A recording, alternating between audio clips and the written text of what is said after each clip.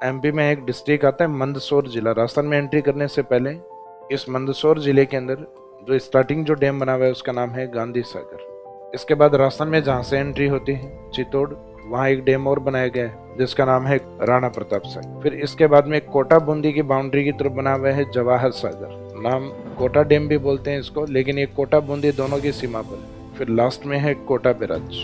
तो इस तरीके से अपनी मुख्य नदी यमुना की तरफ जाती है।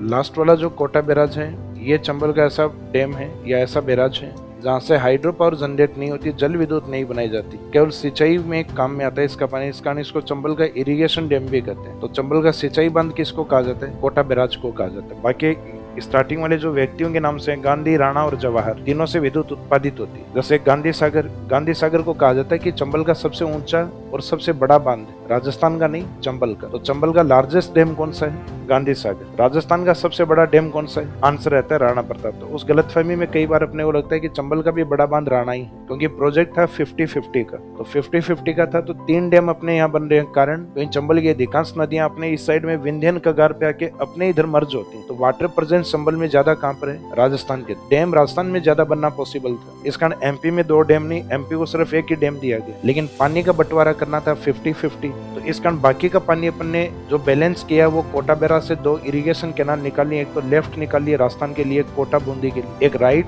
कैनाल निकाली दाई नहर, वो कोटा 12 होते हुए एमपी जाती है। तो जो एक्सिस वाटर होता है वो इस राइट कैनाल से हम किसको देते हैं? एमपी को। इस तरीके से 50-50 बैलेंस किया जाता है। इसी कारण इसको, इस पे हाइड्रो पावर नहीं, इसी कारण इसको नाम क्या दिया गया? Irrigation dam of Chambal. Chambal का सिंचाई बांध किसको माना जाता है? कोटा बैराज। कि राजस्थान का बड़ा बांध कौन है? राणा प्रताप। तो गांधी सागर है, इसमें एक तो हाइड्रो पावर यूनिट, यानी यहाँ से जब नदी चलती है इसके आगे 4 यूनिट है हाइड्रो पावर, 4 टर्बाइन यूनिट लगे हुए हैं, सॉरी 5।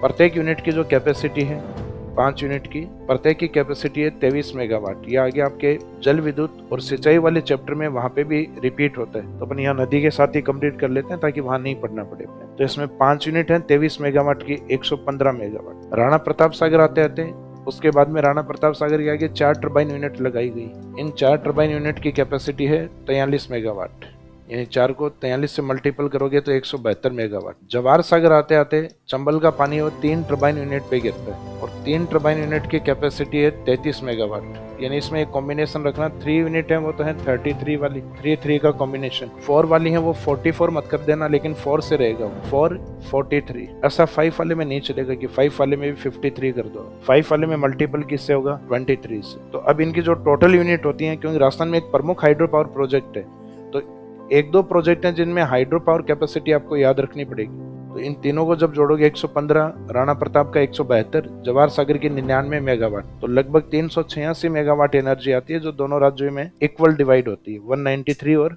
193 मेगावाट।